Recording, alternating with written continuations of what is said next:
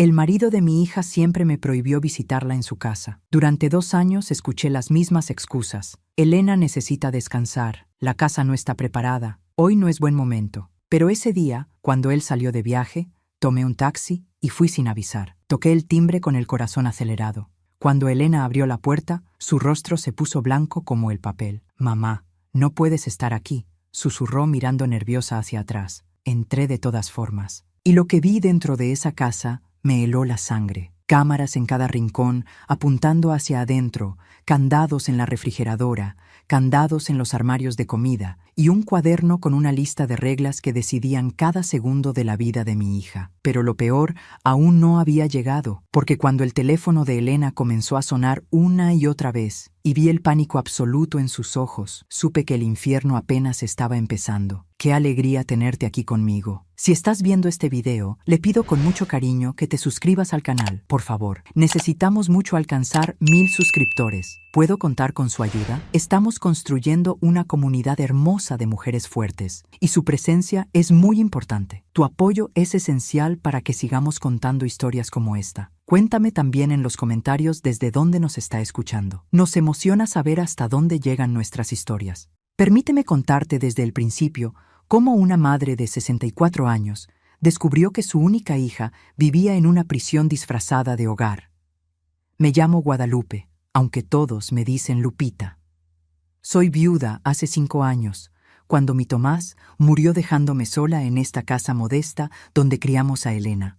Fui costurera durante 40 años, trabajando desde casa para poder cuidar a mi hija, remendando ropa ajena mientras remendaba también nuestras vidas con el poco dinero que entraba. Nunca tuvimos mucho, pero siempre tuvimos amor y dignidad. Mi hija Elena es mi único tesoro en este mundo. Tiene 31 años, es profesora de primaria y está casada hace 6 años con Javier, un vendedor de 35 años que desde el primer día me pareció demasiado controlador. Pero una aprende a quedarse callada cuando ve a su hija enamorada, aunque el instinto maternal esté gritando que algo no está bien. Desde que eran novios, Javier era extremadamente protector. Demasiado, diría yo. Llamaba a Elena 10 veces al día para saber dónde estaba, con quién, a qué hora volvería. Al principio Elena decía que era lindo, que demostraba cuánto la amaba. Yo veía algo diferente. Veía a un hombre que necesitaba controlar cada movimiento de mi hija, pero me callé porque ¿qué sabía yo del amor moderno? Los primeros 4 años de matrimonio todavía podía visitar a Elena en su casa. No era frecuente, pero al menos podía entrar, ver cómo vivía mi hija, asegurarme de que estaba bien. Pero hace 2 años todo cambió. De repente, cada vez que yo proponía visitarlos, Javier tenía una excusa perfecta. Elena está muy cansada del trabajo, necesita descansar, me decía con esa voz amable pero firme que no dejaba espacio para réplicas. La casa no está preparada para visitas, estamos remodelando. Elena tiene mucho trabajo que hacer, no queremos distraerla. Hoy no es buen día, tal vez la próxima semana. Pero la próxima semana nunca llegaba. Durante 2 años completos no pude poner un pie dentro de la casa de mi hija. 2 años viendo a Elena solo cuando ella venía a visitarme, siempre acompañada por Javier, siempre apurada, siempre tensa. Las visitas seguían un patrón que me destrozaba el corazón. Elena llegaba cada 15 días, pero nunca sola. Javier siempre estaba con ella, sentado en mi sala, escuchando cada palabra de nuestra conversación, interrumpiendo cuando yo preguntaba algo que él consideraba inapropiado. Si yo preguntaba cómo estaba la casa, Javier cambiaba el tema inmediatamente. Si yo preguntaba por la vida de Elena, por su trabajo, por sus amigas, era Javier quien respondía por ella. Mi hija apenas hablaba, solo asentía, sonreía forzadamente, miraba el reloj cada 5 minutos como si estuviera en una cita programada que no podía extenderse ni un segundo más. Y cada vez que la veía, Elena estaba más diferente. La alegría había desaparecido de sus ojos. La luz que siempre tuvo mi hija, esa chispa que la hacía reír con facilidad y hablar sin parar sobre sus alumnos y sus planes, se había apagado completamente.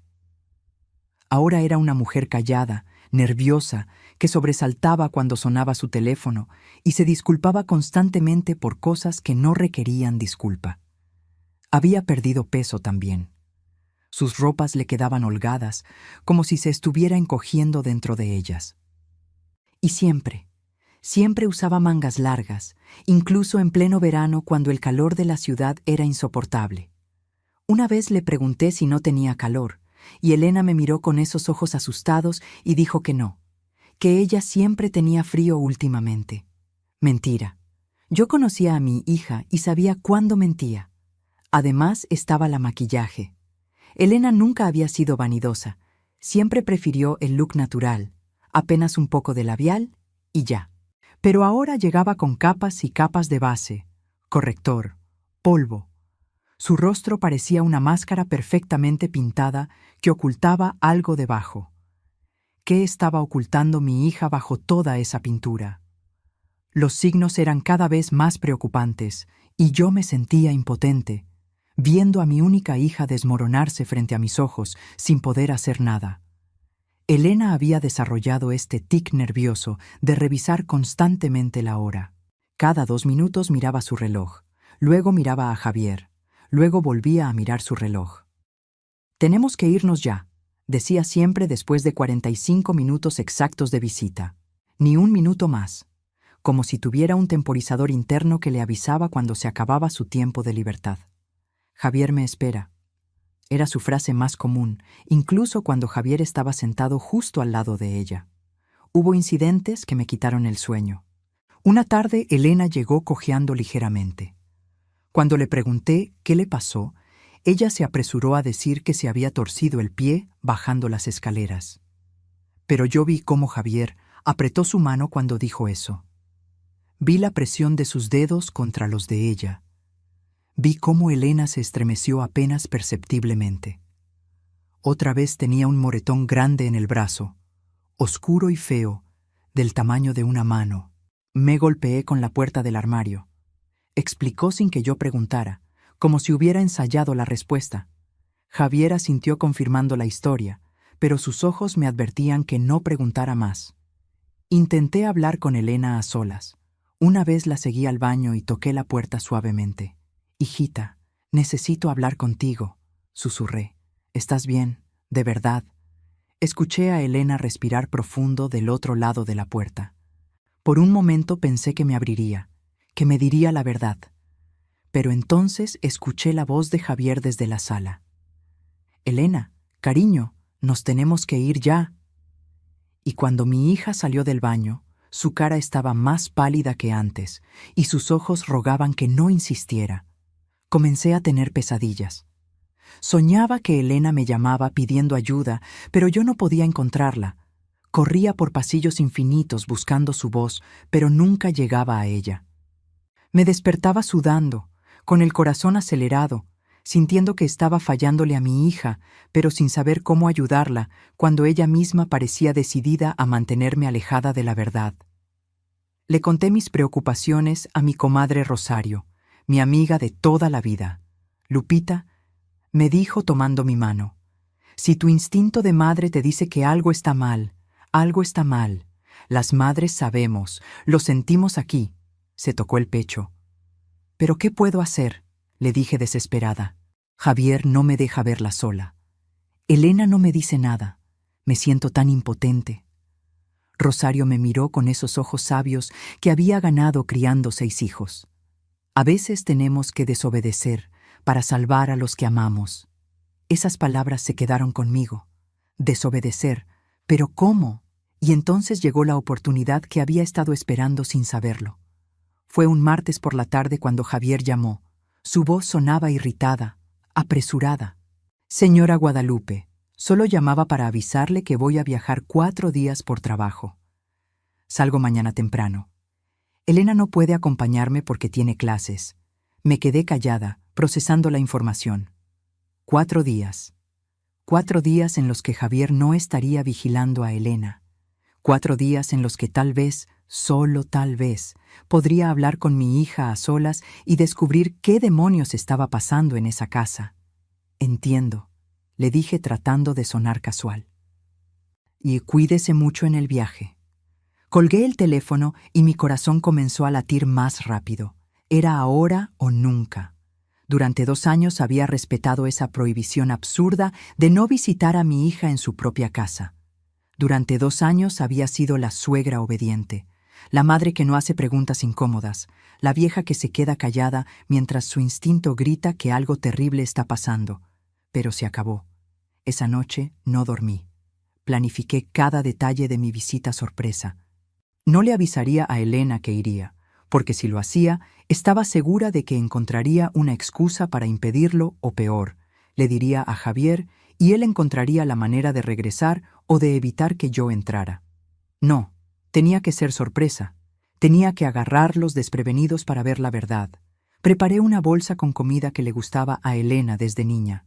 Tamales de pollo, su favorito. Pan dulce de la panadería de la esquina. Un ramo de flores amarillas que siempre le alegraban el día. Pequeños regalos de una madre que extrañaba poder cuidar a su hija. Al día siguiente me levanté temprano, aunque apenas había dormido 2 horas. Me vestí con cuidado, eligiendo mi blusa azul que Elena me había regalado, como si el usar algo de ella me diera valor. Desayuné sin apetito, solo café negro y pan tostado. Mi estómago estaba hecho un nudo de nervios y anticipación.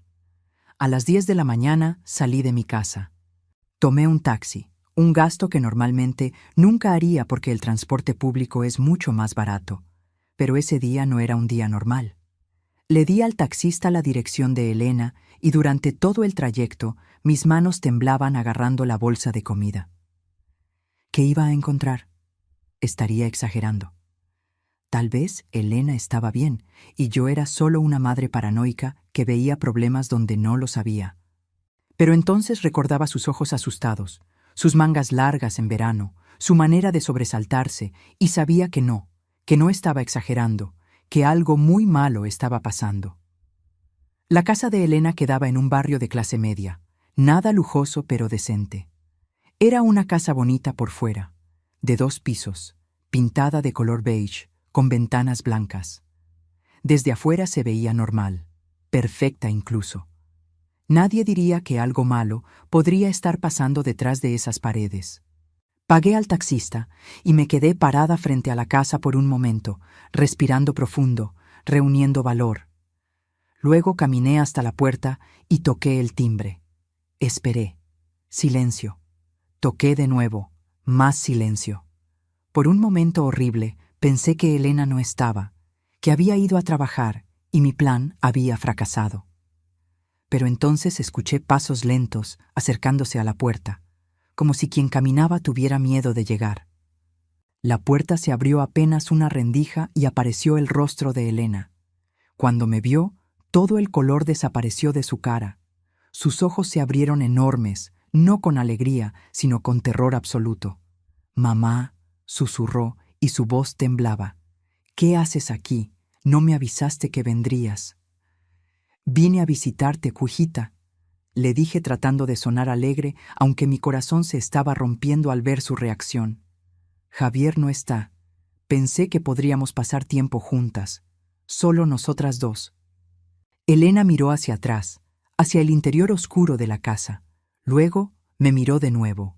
«Mamá, no es buen momento», dijo con voz temblorosa. «Por favor, deberías irte». Pero yo no había venido hasta aquí para darme vuelta. «Elena, soy tu madre. Déjame entrar». Mi hija vaciló, su mano aferrando el borde de la puerta hasta que sus nudillos se pusieron blancos. Podía ver el conflicto en sus ojos, el miedo peleando contra el deseo de dejarme pasar. Finalmente, después de lo que pareció una eternidad, abrió la puerta lentamente. Entré y ella cerró rápidamente detrás de mí, como si temiera que alguien nos viera. Lo primero que noté fue la oscuridad. Todas las cortinas estaban cerradas, aunque era mediodía y el sol brillaba afuera. La casa estaba sumida en una penumbra opresiva que me hizo sentir como si hubiera entrado a una cueva en lugar de un hogar. Lo segundo fue el olor. Había algo rancio en el aire, una mezcla de humedad y encierro, como si las ventanas nunca se abrieran, como si el aire fresco fuera un lujo prohibido. «Perdona el desorden», murmuró Elena, pero no había desorden. La casa estaba extrañamente ordenada, casi vacía de personalidad. No había fotos en las paredes, no había revistas en la mesa, no había nada que indicara que aquí vivía gente real con vidas reales. Era como un escenario, no un hogar. Y entonces vi las cámaras.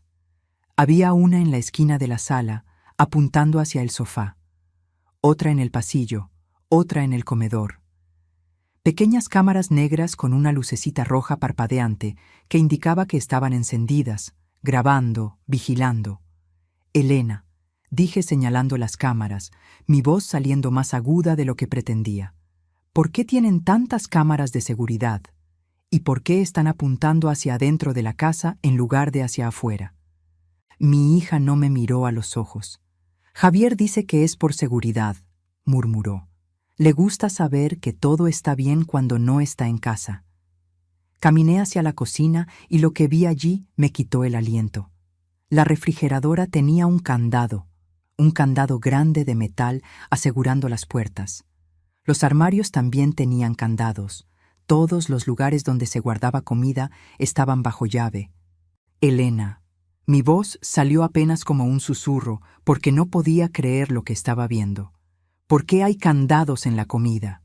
«Es para el control de la dieta», dijo Elena rápidamente, demasiado rápidamente, como si hubiera ensayado esa respuesta muchas veces. «Javier dice que es mejor así, más organizado». Miré el reloj en la pared de la cocina. Eran las 12:15. Cuando volví a mirar a Elena, ella estaba completamente pálida, mirando el reloj también con expresión de pánico absoluto. «Mamá, necesitas irte», dijo de repente, su voz subiendo de tono. «Por favor, tienes que irte ahora». «¿Pero por qué, hijita?» «Javier ni siquiera está aquí. Podemos hablar tranquilas, podemos».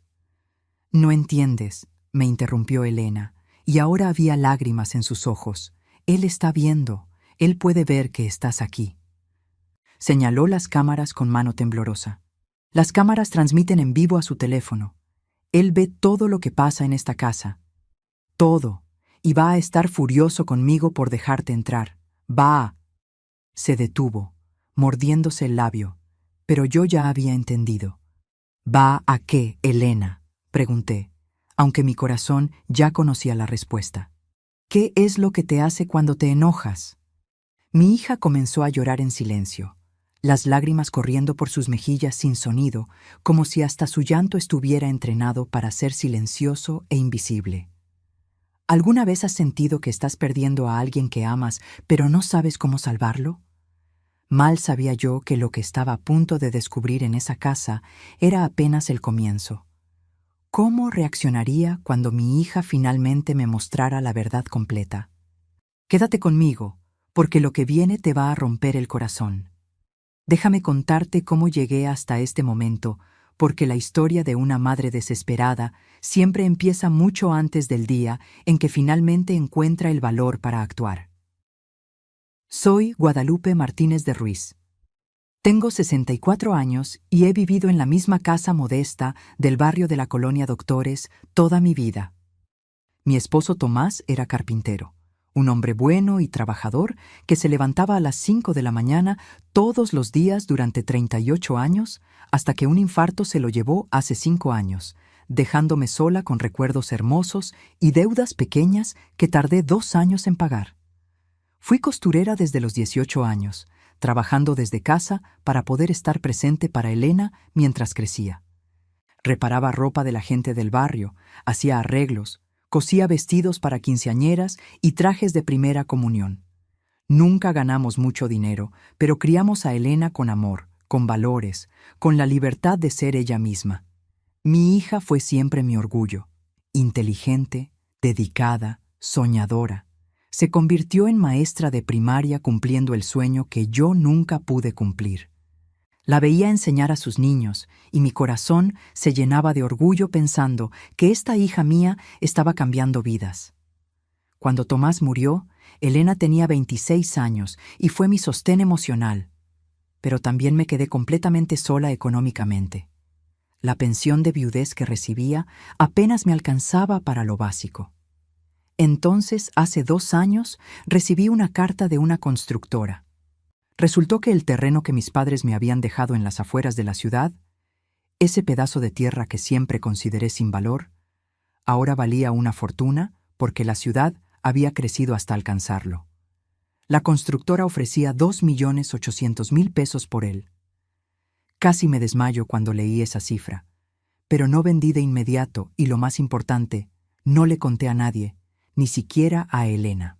Había escuchado demasiadas historias de familias destruidas por dinero, de hijos que de repente se vuelven muy atentos cuando huelen herencia, de parientes que aparecen de la nada reclamando su parte. Decidí guardar ese secreto hasta que supiera exactamente qué hacer con él. Elena conoció a Javier hace 7 años, cuando ella apenas comenzaba como maestra. Él trabajaba como vendedor de equipos de oficina, visitaba escuelas vendiendo computadoras y suministros. Era guapo, bien vestido, seguro de sí mismo. Me lo presentó después de 3 meses de noviazgo y recuerdo que pensé que parecía mayor de lo que era, no en edad, sino en actitud. Había algo en sus ojos que me incomodaba, una intensidad que confundí con pasión, pero que ahora reconozco como algo mucho más oscuro. Al principio parecía perfecto. Le traía flores a Elena todos los viernes. La llamaba varias veces al día solo para saber cómo estaba. Insistía en acompañarla a todos lados porque le preocupaba su seguridad. «Te ama mucho», me decía Elena con los ojos brillantes de ilusión. Pero yo veía otra cosa. Veía cómo Javier fruncía el ceño cuando Elena mencionaba a sus amigas. Veía cómo le revisaba el teléfono con el pretexto de mostrarle algo, pero en realidad leyendo sus mensajes. Veía cómo poco a poco fue aislando a mi hija de todo lo que no fuera él. Antes del matrimonio, Elena salía con sus amigas maestras cada viernes. Después de conocer a Javier, esas salidas se volvieron menos frecuentes hasta desaparecer completamente. Javier dice que esas chicas no son buena influencia, me explicó Elena cuando le pregunté. Dice que solo quieren salir a bares y que eso no es apropiado para una mujer comprometida. Intenté hablar con ella. Hijita, ¿no crees que Javier es un poco controlador? Elena se molestó conmigo. Mamá, él solo me cuida. Me ama tanto que le preocupa que algo malo me pase. Es protección, no control. Y yo me callé porque ¿qué más podía hacer sin arriesgarme a perder la relación con mi hija? Se casaron hace 6 años en una boda pequeña. Al principio visitaba a Elena regularmente en su casa nueva, pero gradualmente las visitas se volvieron más complicadas. Javier siempre estaba presente, siempre vigilante. Nunca pude tener una conversación privada con mi hija. Y hace 2 años, las visitas a su casa cesaron completamente. Desde entonces, solo veía a Elena cuando ella venía a visitarme, siempre con Javier, siempre apresurada, siempre diferente a la hija alegre que yo había criado. Si te está gustando esta historia, por favor, asegúrate que ya estás suscrita al canal. Necesitamos alcanzar 1000 suscriptores. ¿Puedo contar con su apoyo? Ahora, parada en esa cocina con candados, viendo a mi hija llorar en silencio, supe que todos mis peores temores eran reales. Elena, le dije con toda la firmeza que pude reunir, cuéntame qué está pasando aquí, cuéntame todo. Mi hija negó con la cabeza desesperadamente. No puedes estar aquí, mamá. Cuando Javier vea que entraste, cuando vea que hablamos, él va a... Se detuvo, su cuerpo entero temblando. Él va a castigarme. Esa palabra, castigarme, cayó entre nosotras como una bomba. ¿Cómo te castiga, Elena?, pregunté, aunque cada fibra de mi ser tenía miedo de la respuesta. Elena no respondió con palabras. En lugar de eso, con movimientos lentos y avergonzados, se subió la manga de su blusa. Lo que vi me hizo caer de rodillas. Su brazo estaba cubierto de moretones de diferentes colores. Algunos eran púrpura oscuro, recientes. Otros eran amarillentos y verdes, sanando. Había marcas de dedos donde alguien la había agarrado con fuerza. Y en la parte interior del brazo Había pequeñas quemaduras circulares perfectamente espaciadas. Quemaduras de cigarro. Dios mío, susurré, mi voz quebrándose. Elena, ¿cuánto tiempo? ¿Cuánto tiempo te ha estado haciendo esto? Desde el principio, dijo ella casi sin voz. Pero empeoró hace 2 años. Por eso no te dejaba venir más. No quería que lo vieras. Tenía miedo de que si lo descubrías, él te lastimaría a ti también. Me puse de pie con piernas temblorosas y abracé a mi hija. Ella se quebró en mis brazos, sollozando ahora con sonidos que parecían salir desde lo más profundo de su ser, como si hubiera estado guardando ese llanto durante años. Vamos a salir de aquí ahora mismo, le dije. Voy a sacarte de esta casa. Vamos a mi casa, vamos a la policía, vamos a... No, gritó Elena separándose de mí. No entiendes, mamá. Si intento irme, él me mata. Me lo ha dicho cientos de veces. Y si le cuento a alguien, te mata a ti. Por eso nunca dije nada, para protegerte. La tomé de los hombros y la obligué a mirarme a los ojos. Hijita, escúchame bien. Ese hombre te tiene en una prisión. Te tiene amenazada, asustada, lastimada. Esto no es amor, esto es tortura. Y vamos a salir de aquí aunque tengamos que arrastrarnos. Elena negaba con la cabeza, pero yo ya estaba actuando. Saqué mi teléfono celular y llamé a mi amiga Rosa, que es abogada especializada en casos de familia. Rosa, soy Lupita. Necesito tu ayuda urgente. Es sobre Elena, violencia doméstica. Necesitamos protección legal ahora. Mientras hablaba con Rosa, empecé a caminar por la casa documentando todo con mi teléfono. Fotografié las cámaras una por una.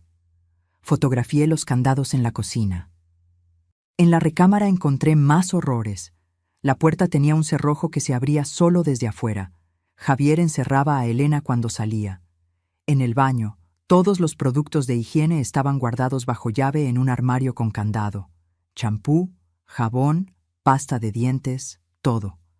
Elena solo podía usarlos cuando Javier le daba permiso.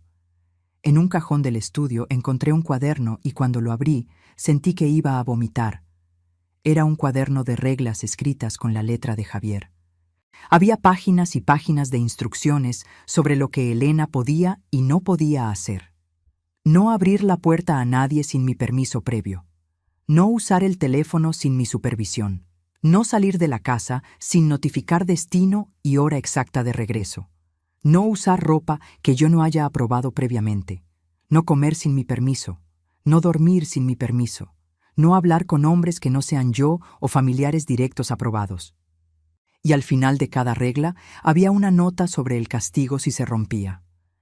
Los castigos variaban desde privación de comida hasta lo que eufemísticamente llamaba corrección física.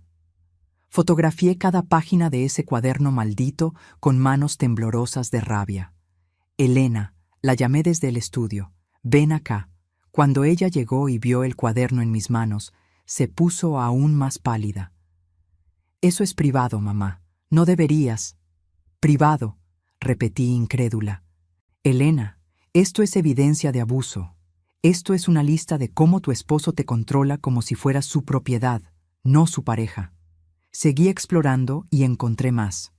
En el closet de Javier había una caja de metal. La abrí con una tijera cuando no encontré la llave. Adentro había fotografías. Fotografías de otras mujeres jóvenes, todas con evidentes moretones y heridas. Había también recortes de periódicos. Uno en particular me heló la sangre. Era de hace 8 años, un artículo breve sobre una denuncia de violencia doméstica que había sido archivada por falta de pruebas. El acusado era Javier Morales Sánchez, mi yerno. Elena no sabía nada de esto. Cuando le mostré las fotos y el artículo, ella se llevó las manos a la boca. Él me dijo que yo era su primer amor serio, susurró. Me dijo que nunca había tenido una relación importante antes de mí. Mintió. Todo fue mentira desde el principio, Inpeim. Por eso tenemos que irnos ahora, le dije guardando las fotos y el artículo. Este hombre es peligroso, Selena, y si nos quedamos aquí esperando a que regrese, no sé qué nos hará. Estaba empacando ropa de Elena en una mochila cuando su teléfono comenzó a sonar. El nombre en la pantalla decía «Mi amor con un corazón». Era Javier. Elena se quedó paralizada mirando el teléfono como si fuera una serpiente venenosa. «No contestes», le dije, pero el teléfono siguió sonando. 1, 2, 3, 5, 10 veces, 15 llamadas en 5 minutos. Y entonces llegó un mensaje de texto. «Veo a tu madre en mi casa. Contesta el teléfono ahora o te va a pesar». Elena estaba temblando tan violentamente que tuve que sostenerla. «Tiene que contestar», dijo con voz quebrada. «Si no contesto, va a ser peor». Con manos temblorosas, contestó. Puse el teléfono en altavoz para poder escuchar. La voz de Javier explotó del teléfono como un trueno. «¿Quién te dio permiso de dejar entrar a tu madre en mi casa? ¿Quién te dio permiso, Elena?» «Javier, yo», empezó Elena, pero él la interrumpió. «Silencio, no hables. Sabes perfectamente que tu madre tiene prohibido entrar aquí. Te lo dejé muy claro. Y aún así me desobedeciste, Elena. Javier, por favor, ella es mi mamá, solo vino a... Voy para allá ahora mismo. Cancelé mi viaje. Estoy subiendo al coche en este momento. En 3 horas estoy en casa. Y cuando llegue, tú y tu madre van a aprender lo que pasa cuando me desobedecen. Puedes decirle a esa vieja entrometida que va a ver con sus propios ojos cómo corrijo a mi esposa cuando se porta mal». Colgó. El silencio que siguió fue absoluto. Elena se dejó caer al suelo, sollozando. «Nos va a matar, mamá. Nos va a matar a las 2». Pero yo no iba a permitir eso, no después de todo lo que había visto. «Levántate», le dije con voz firme. «Nos vamos ahora. Tenemos 3 horas de ventaja. Vamos a usar cada minuto». Terminé de empacar ropa para Elena. Busqué sus documentos importantes, su acta de nacimiento, su credencial de elector, su título universitario. Javier los tenía guardados bajo llave en una caja fuerte pequeña en su closet, pero yo rompí la cerradura con un martillo que encontré en el garaje. Ya no había tiempo para sutilezas. Encontré también el pasaporte de Elena que ella no sabía que tenía. Encontré tarjetas de banco a su nombre que Javier controlaba.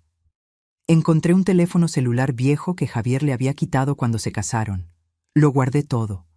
Mientras empacaba, Rosa me llamó de vuelta. «Lupita, necesito que traigas a Elena a mi oficina inmediatamente. Voy a preparar una orden de restricción de emergencia, pero necesito verla en persona, necesito documentar las lesiones legalmente, y después tenemos que ir al hospital para registro médico. Sin eso, él puede alegar que todo es mentira». «Vamos para allá ahora», le dije. Agarré a Elena del brazo. Ella todavía estaba en shock, moviéndose como un zombi. La saqué de esa casa prisión, cargando su mochila y mi bolsa. En la calle paré un taxi y le di la dirección de Rosa. Durante todo el camino, Elena lloraba en silencio mirando por la ventana. «Va a encontrarnos», susurró. «Siempre me encuentra». «No esta vez», le prometí, aunque no estaba segura de poder cumplir esa promesa. «Esta vez vamos a hacer las cosas bien. Vamos a tener la ley de nuestro lado. Y vamos a asegurarnos de que ese monstruo nunca más te ponga una mano encima». Pero mientras el taxi avanzaba por las calles congestionadas, no podía dejar de mirar hacia atrás, medio esperando ver el coche de Javier siguiéndonos. 3 horas. Solo teníamos 3 horas antes de que él llegara. Y yo rezaba a todos los santos del cielo que fuera suficiente tiempo para salvar a mi hija. ¿Has tenido que tomar una decisión imposible para proteger a alguien que amas? Pero el tiempo se nos acababa rápido. Lograríamos escapar o Javier nos alcanzaría antes. No te vayas, porque lo que sucede después va a dejarte sin palabras. La oficina de Rosa quedaba en el centro, en un edificio viejo pero digno donde ella había ejercido como abogada de familia durante 20 años. Llegamos 45 minutos después de que Javier nos llamara. Nos quedaban poco más de 2 horas antes de que él llegara a su casa y descubriera que habíamos huido. Rosa nos recibió en la puerta de su oficina con expresión grave. Era una mujer de 58 años, bajita y robusta, con cabello gris corto y ojos que habían visto demasiadas tragedias similares. «Pasen rápido», nos dijo cerrando la puerta detrás de nosotras. Sentó a Elena en un sillón y se arrodilló frente a ella.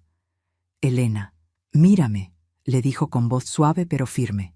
«Sé que tienes miedo. Sé que sientes que no hay salida. Pero te prometo que vamos a protegerte. Necesito que confíes en mí. ¿Puedes hacer eso?» Elena asintió débilmente. Rosa sacó su teléfono y comenzó a tomar fotografías de los brazos de Elena, documentando cada moretón, cada quemadura. Le pidió que se levantara la blusa para fotografiar su espalda. Cuando Elena lo hizo, yo tuve que voltear el rostro porque no podía soportar ver más marcas de cigarro en la piel de mi niña. «¿Cuánto tiempo llevas sufriendo esto?», preguntó Rosa mientras escribía notas. «6 años», susurró Elena. «Desde que nos casamos. Al principio solo eran gritos, humillaciones. Luego empezaron los golpes. Y hace 2 años instaló las cámaras y los candados. Ya no puedo hacer nada sin su permiso. No puedo comer cuando tengo hambre. No puedo dormir cuando estoy cansada. No puedo existir sin su autorización». Rosa terminó de documentar y sacó formularios legales. «Voy a presentar una orden de restricción de emergencia. Con las fotografías, con el cuaderno de reglas que Lupita fotografió y con tu testimonio, el juez la va a aprobar hoy mismo. Pero necesitamos más. Necesitamos ir al hospital para que un médico examine tus heridas y las documente oficialmente. Es crucial para el caso». «Pero no hay tiempo», dije mirando mi reloj. «Ya pasó 1 hora. Javier va a llegar en menos de 2 horas». «El hospital está a 10 minutos», dijo Rosa.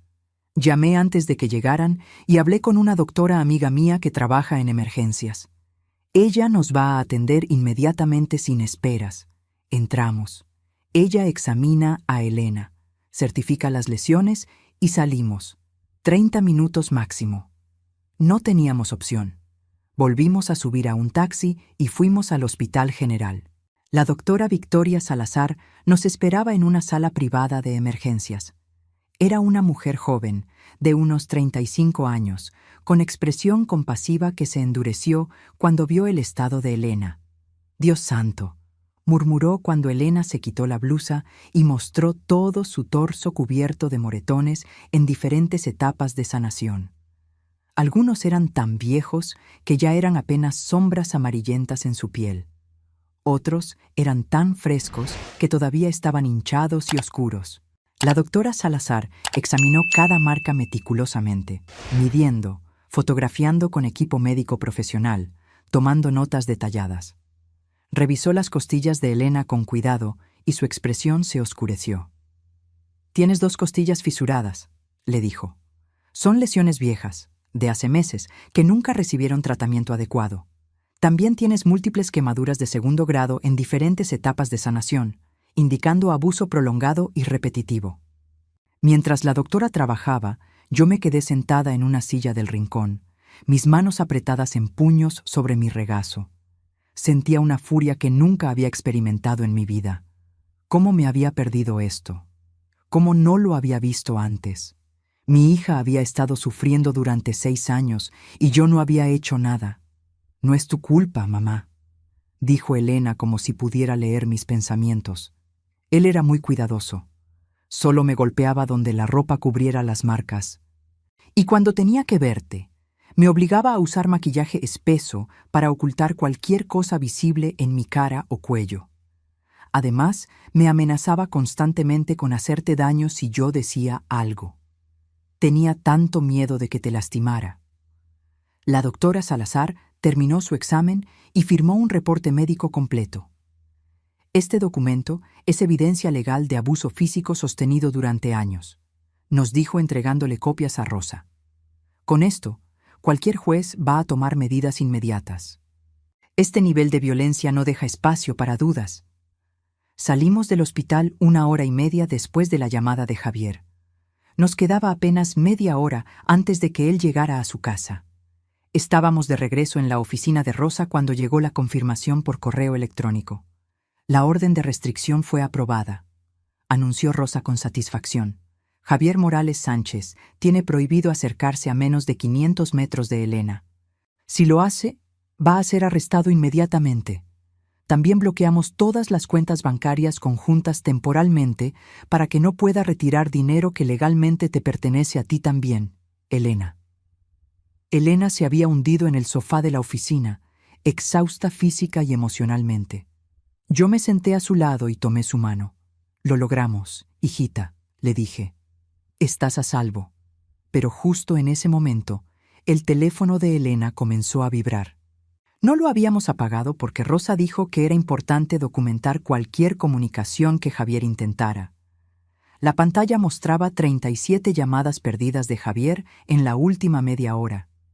Y ahora los mensajes de texto comenzaron a llegar uno tras otro. ¿Dónde estás? Elena, contesta el maldito teléfono. Llegué a casa, no están aquí. Veo que empacaste ropa, crees que puedes huir de mí. Eres mía, Elena, eres mía. No importa dónde te escondas, te voy a encontrar. Y cuando te encuentre, vas a desear haber muerto. Los mensajes siguieron llegando, cada uno más amenazante que el anterior. Rosa los estaba copiando todos como evidencia adicional. Esto es perfecto, dijo con satisfacción oscura. Está documentando su propio comportamiento amenazante. Cada mensaje es otra razón para que el juez extienda la orden de restricción permanentemente.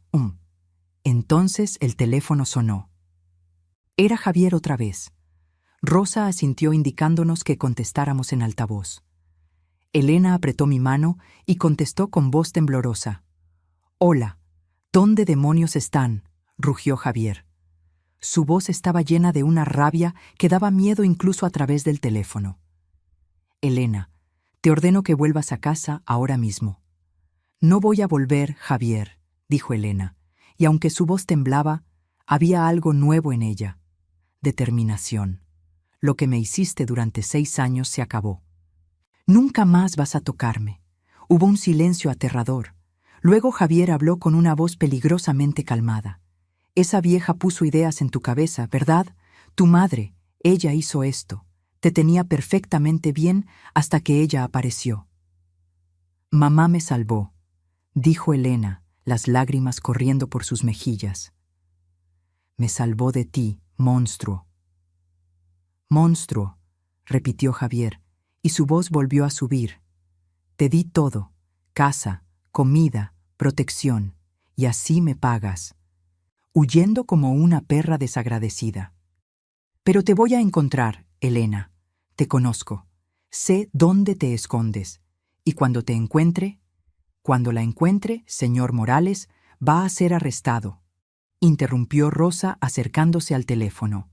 «Soy la abogada de Elena. Hay una orden de restricción en su contra que fue aprobada hace 20 minutos.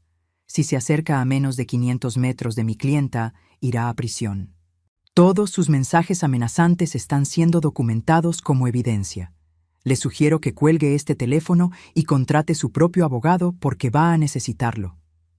Colgó el teléfono sin esperar respuesta y inmediatamente le quitó la batería.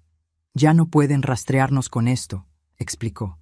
«Vamos a conseguirte un teléfono nuevo mañana con número nuevo que él no conozca». Nos quedamos en la oficina de Rosa hasta las 9 de la noche, esperando asegurarnos de que Javier no nos siguiera cuando saliéramos. Rosa llamó a la policía y les informó sobre la orden de restricción. 2 oficiales fueron a la casa de Javier para notificarlo oficialmente y advertirle que cualquier intento de contactar a Elena resultaría en su arresto inmediato. Finalmente, Rosa nos llevó a mi casa en su propio coche, tomando una ruta larga y llena de vueltas para asegurarse de que nadie nos seguía. Cuando llegamos a mi pequeña casa en la colonia Doctores, Elena se quebró completamente. Se sentó en el sofá donde se había sentado tantas veces durante su vida y lloró como no había llorado en años. La abracé y la mecí como cuando era niña, cantándole las mismas canciones que le cantaba cuando tenía pesadillas. «Ya pasó, mi amor», le susurraba. «Ya pasó. Estás en casa. Estás a salvo». Esa noche dormí en el suelo al lado de la cama de Elena, porque cada vez que cerraba los ojos y yo dejaba la habitación, ella se despertaba gritando que Javier había venido a buscarla.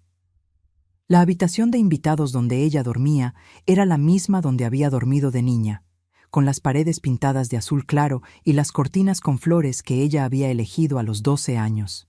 Pensé que estar en su cuarto de la infancia la haría sentir segura, pero el trauma era tan profundo que ningún lugar le parecía lo suficientemente seguro.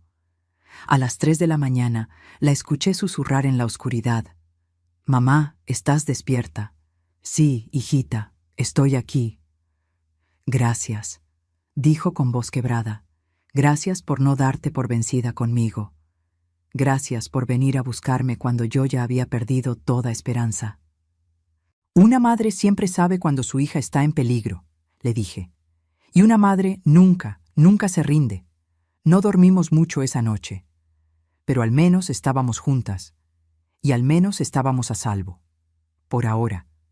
Pensé que lo peor había pasado, pero no tenía idea de que Javier no iba a aceptar perderla tan fácilmente. ¿Qué haría un hombre que ve a su víctima como su propiedad cuando esa propiedad se escapa?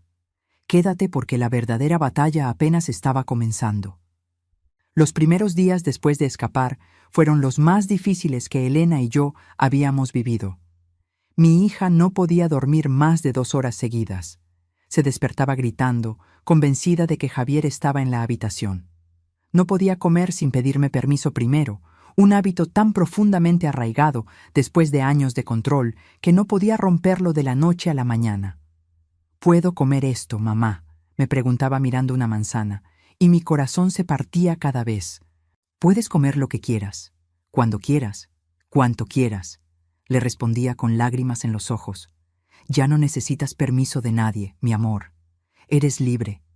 Pero la libertad, descubrimos, no era algo que se ganaba en un día. Era algo que había que aprender de nuevo después de que te la arrebatan. Rosa nos consiguió una terapeuta especializada en víctimas de violencia doméstica. La doctora Patricia Méndez recibió a Elena en su consultorio 3 veces por semana. Después de la tercera sesión, la doctora me llamó aparte. «Su hija tiene síndrome de estrés postraumático severo y signos de lo que llamamos síndrome de la mujer maltratada», me explicó. Durante años, Elena normalizó el abuso. Su cerebro creó mecanismos de supervivencia que incluían creer que Javier la lastimaba porque la amaba, que ella causaba su propia victimización.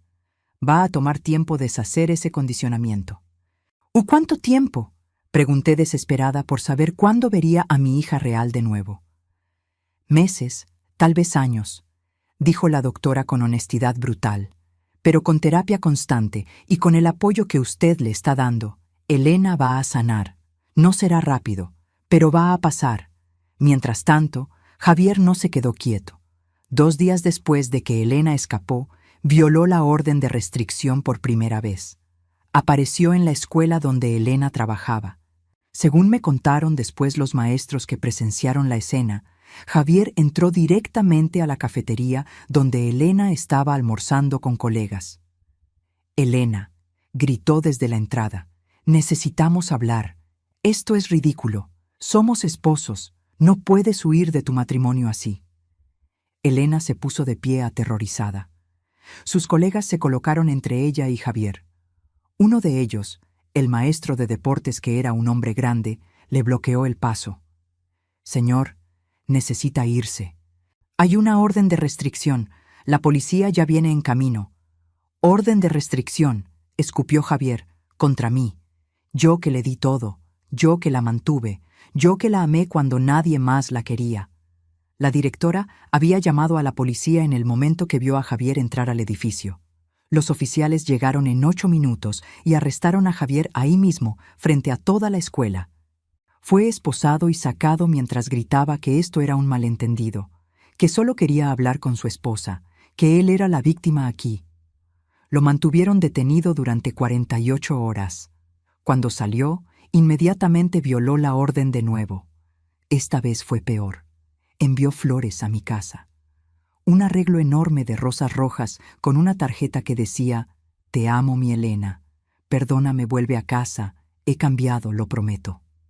Elena se puso histérica cuando vio las flores. Comenzó a hiperventilar. convencida de que si Javier sabía dónde vivíamos, significaba que estaba vigilándonos, que vendría en cualquier momento. Llamé a Rosa inmediatamente. Ella se contactó con la policía y esa misma tarde tenían a Javier de nuevo bajo custodia. Esta vez el juez fue menos indulgente.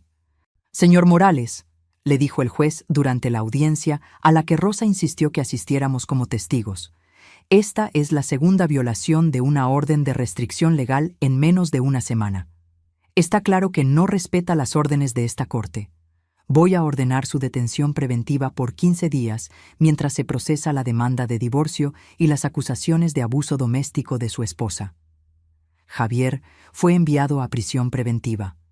Por primera vez en 2 semanas, Elena pudo respirar. Esos 15 días fueron como un regalo del cielo. Sin la amenaza constante de que Javier apareciera, Elena empezó a relajarse un poco. Salimos a caminar por el parque, algo que ella no había hecho en años sin supervisión. Fuimos al mercado juntas y ella se maravilló de poder elegir qué comprar sin tener que justificar cada peso gastado. «¿Puedo comprar esto?», me preguntó sosteniendo un mango. «Elena», le dije tomando su cara entre mis manos, «puedes comprar todo el puesto de mango si quieres. Tu dinero es tuyo, tu vida es tuya». Pero esos 15 días pasaron demasiado rápido. Cuando Javier salió de la cárcel, Rosa nos avisó inmediatamente. «Tengan cuidado», nos advirtió. «La orden de restricción sigue en pie, pero él ya demostró que no le importa violarla. Si lo ven cerca, llamen a la policía inmediatamente». Javier se mantuvo alejado físicamente después de eso, probablemente porque no quería volver a prisión, pero encontró otras maneras de atormentar a Elena. Comenzó a aparecer en línea. Creó perfiles falsos en redes sociales para mandarle mensajes a Elena. Contactó a sus amigas maestras, haciéndose pasar por un padre de familia interesado en la escuela, intentando obtener información sobre ella. Llamó a la escuela alegando ser un inspector de educación, preguntando sobre el horario de Elena. Cada intento era documentado por Rosa como evidencia de acoso continuo. Mientras todo esto pasaba, yo había tomado una decisión. Una noche, después de que Elena finalmente se durmió tras otra pesadilla, saqué los papeles del terreno que había heredado de mis padres, los documentos de la oferta de la constructora, 2.800.000 pesos. Durante 2 años había guardado este secreto, sin saber qué hacer con esa cantidad de dinero que parecía irreal para alguien que había vivido toda su vida con lo justo. Pero ahora sabía exactamente para qué era ese dinero. Era para salvar a mi hija. A la mañana siguiente llamé a la constructora y acepté su oferta. El proceso tomó 3 semanas. Firmas, notarios, transferencias bancarias. Cuando finalmente el dinero estuvo en mi cuenta, me senté con Elena y le conté todo. «¿Ya tenías todo ese dinero y nunca me dijiste?», preguntó Elena incrédula. «Lo guardé para cuando lo necesitara de verdad», le expliqué. «Y ahora es cuando más lo necesitamos. Vamos a usar este dinero para asegurarnos de que Javier nunca más pueda lastimarte. Con ese dinero contratamos al mejor abogado de divorcio de la ciudad, uno que se especializaba en casos de violencia doméstica. Pagué por terapia intensiva para Elena, sesiones diarias en lugar de 3 veces por semana. Compré un departamento nuevo para Elena en un barrio diferente, lejos de cualquier lugar donde Javier pudiera buscarla. Un lugar con su nombre solamente en los documentos, con sistema de seguridad real que ella controlaba. No cámaras que la vigilaban, sino cámaras que la protegían. Contraté a un investigador privado para documentar todos los intentos de Javier de contactar a Elena, cada perfil falso, cada llamada a la escuela, cada vez que lo veían cerca de lugares que ella frecuentaba. El divorcio fue a juicio 4 meses después de que Elena escapó. Javier contrató su propio abogado e intentó alegar que todo era un malentendido, que Elena estaba siendo manipulada por mí, que yo había envenenado su mente contra él. «Señoría», dijo su abogado con voz untuosa, «mi cliente es un hombre trabajador que amaba a su esposa. Es víctima de alienación parental por parte de la suegra que nunca aprobó este matrimonio. Las supuestas lesiones podrían ser de cualquier causa. Pero Rosa estaba preparada. Presentó las fotografías médicas de las heridas de Elena. Presentó el cuaderno de reglas escrito de puño y letra de Javier. Presentó las fotografías de las cámaras de vigilancia en la casa, de los candados en la comida. Presentó los mensajes amenazantes que Javier había enviado. Presentó los reportes policiales de las 2 veces que violó la orden de restricción. Presentó testimonios de los maestros de la escuela que presenciaron su comportamiento. Presentó el artículo de periódico sobre la denuncia anterior de su exnovia hace 8 años. El juez escuchó todo con expresión cada vez más seria. Cuando llegó el turno de Elena de testificar, mi hija subió al estrado con piernas temblorosas. Javier la miraba fijamente desde su mesa, intentando intimidarla incluso ahí. «Señorita Ruiz», comenzó Rosa con voz suave, «¿puede decirnos en sus propias palabras cómo era su vida durante su matrimonio con el señor Morales?» Y Elena habló, con voz quebrada al principio, luego más fuerte a medida que continuaba. Elena contó todo. Los golpes, las quemaduras, el hambre, el encierro, las amenazas, el control absoluto sobre cada aspecto de su existencia. Contó cómo vivió durante 6 años sin poder tomar una sola decisión sobre su propia vida, cómo perdió su identidad, su autonomía, su humanidad básica.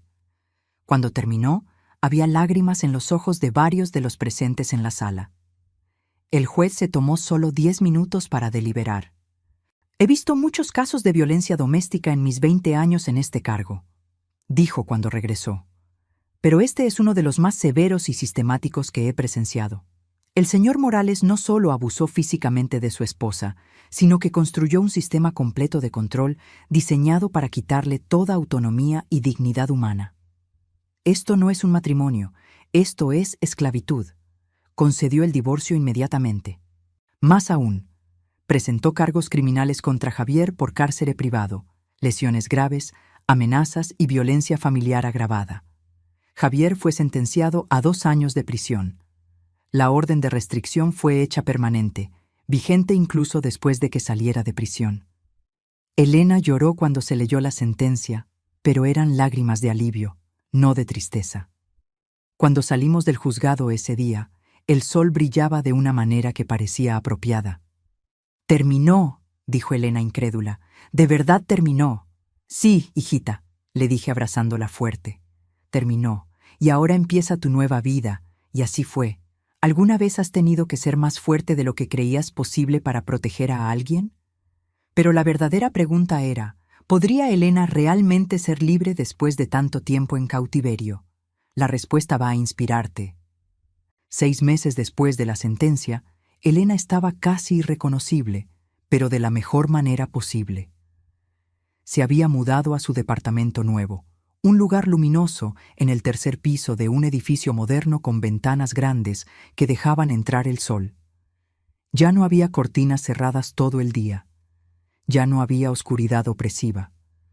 Las paredes estaban pintadas de colores alegres, amarillo en la sala, azul cielo en la recámara. Había plantas en cada rincón porque Elena había descubierto que cuidarlas la relajaba. Había fotografías en las paredes de nosotras dos, de sus alumnos, de momentos felices que estaba creando de nuevo. La transformación no fue instantánea ni fácil. Los primeros meses en el departamento nuevo, Elena todavía se despertaba gritando 2 o 3 veces por semana.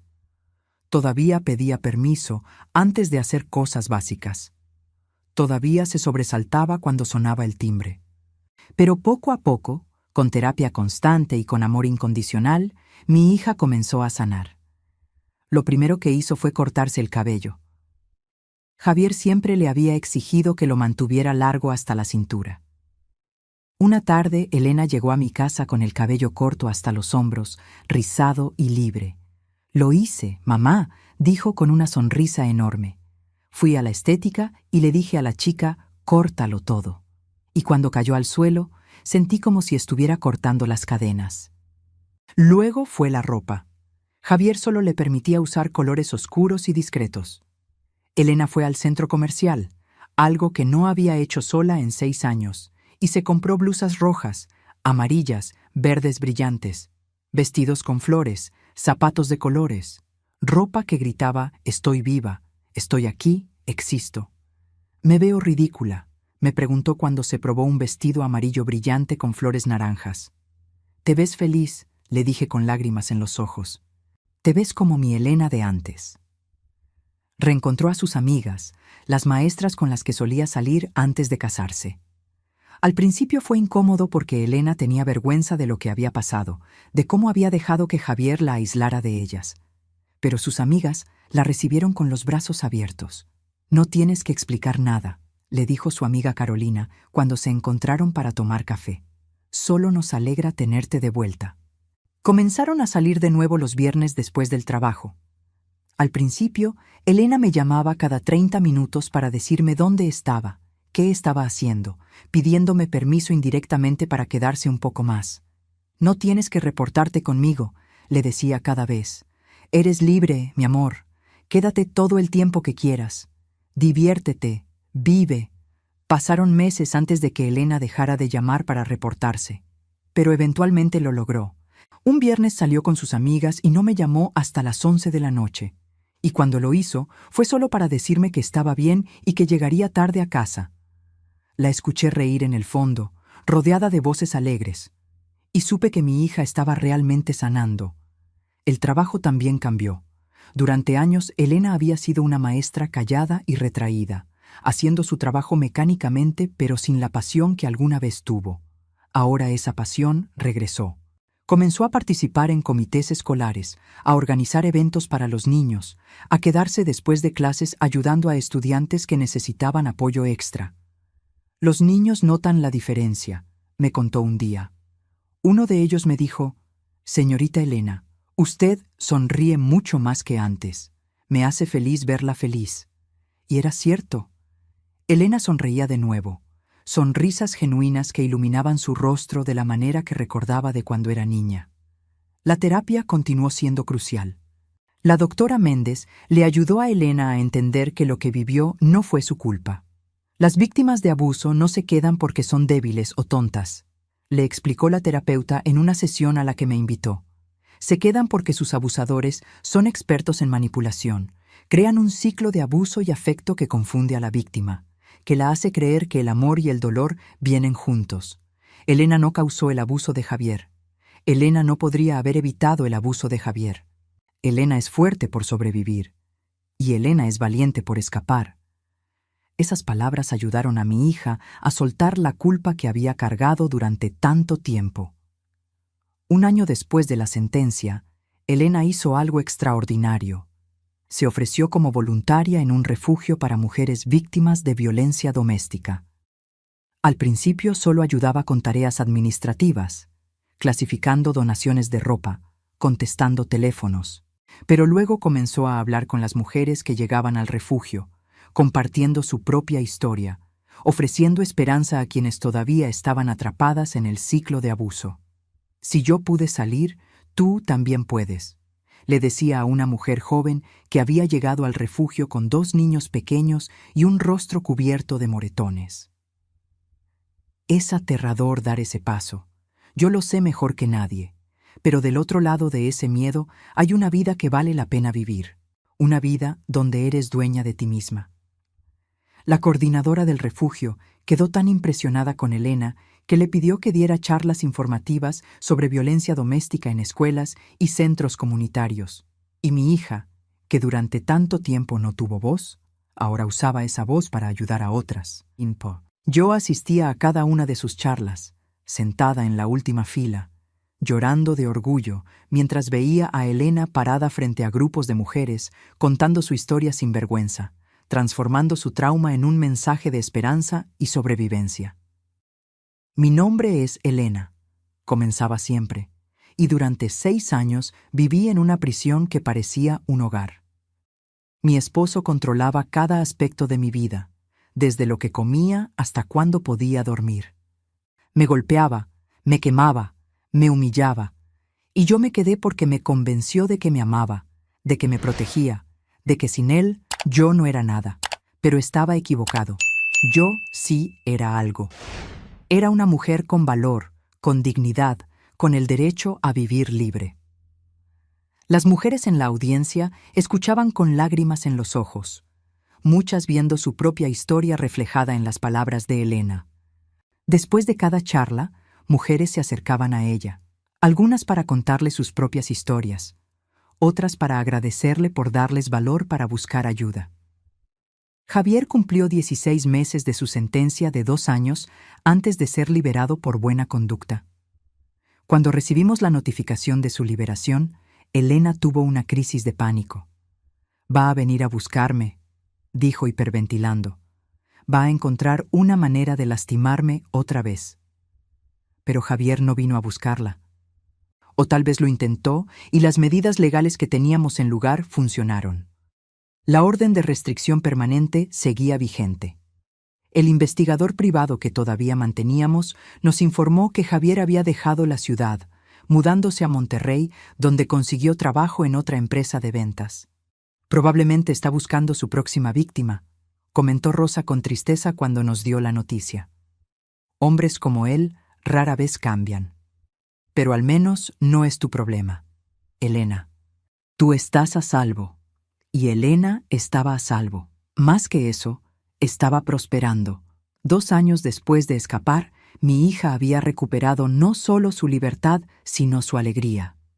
Volvió a ser la mujer vibrante y apasionada que había sido antes de Javier, pero con una fuerza adicional que viene de sobrevivir lo imposible. Una tarde de domingo estábamos caminando en el parque de Chapultepec, algo que hacíamos frecuentemente ahora. Elena iba contándome sobre un proyecto nuevo que quería implementar en su escuela, un programa para enseñar a los niños sobre relaciones saludables y autoestima. Sus ojos brillaban mientras hablaba, gesticulando con entusiasmo. De repente se detuvo y me miró. «Mamá, ¿puedo preguntarte algo? Lo que sea, hijita. Ese día que fuiste a mi casa sin avisar, desobedeciendo la prohibición de Javier, ¿sabías lo que ibas a encontrar?» Me tomé un momento para responder, recordando ese día que ahora parecía de otra vida. No sabía exactamente qué iba a encontrar, admití, pero sabía en lo profundo de mi ser que algo estaba terriblemente mal. Sabía que mi hija estaba en peligro, y sabía que si no actuaba, si seguía respetando esas reglas absurdas que Javier había impuesto, te iba a perder. No podía permitir eso. Elena me abrazó fuerte ahí en medio del parque, sin importarle la gente que pasaba. «Me salvaste la vida, mamá. Literalmente me salvaste la vida. Si no hubieras venido ese día, si no hubieras insistido en entrar, si no hubieras documentado todo y llamado a Rosa, yo estaría muerta ahora, o deseando estarlo. Una madre hace lo que tiene que hacer», le dije secando sus lágrimas y las mías. «Y haría lo mismo 1000 veces más si fuera necesario». Seguimos caminando tomadas de la mano. Elena habló de nuevo, su voz suave pero firme. «Tú sabes qué es lo más extraño de todo». «¿Qué, mi amor?»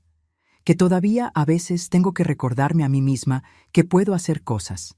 Ayer fui al supermercado y compré un helado de chocolate. Y mientras lo ponía en el carrito, por un segundo sentí esa punzada de culpa, ese miedo de que alguien me fuera a castigar por comprar algo sin permiso. Después de 3 años de libertad, todavía cargo esos fantasmas. Esos fantasmas van a ir desapareciendo», le aseguré. «Cada día que pasa, cada decisión que tomas por ti misma, cada momento que vives sin miedo, los fantasmas se vuelven más débiles. Un día vas a comprar helado sin pensar 2 veces». Elena sonrió. «Ya casi llegamos ahí. Cada día estoy más cerca de ser completamente libre, no solo físicamente, sino aquí». Se tocó el pecho, en mi corazón y en mi mente. Continuamos nuestro paseo en un silencio cómodo. Miré a mi hija, a esta mujer fuerte e increíble que había sobrevivido a lo impensable y había salido del otro lado no solo viva, sino floreciente. Pensé en ese día cuando entré a su casa y descubrí la prisión en la que vivía. Pensé en lo cerca que había estado de perderla. Y pensé en todas las otras Elenas que existen, atrapadas en casas que parecen hogares pero son cárceles, viviendo con hombres que dicen amarlas pero las destruyen. Mientras caminábamos, Elena recibió un mensaje en su teléfono. Era de la coordinadora del refugio, preguntándole si podía dar otra charla la próxima semana en una secundaria. Elena respondió que sí inmediatamente.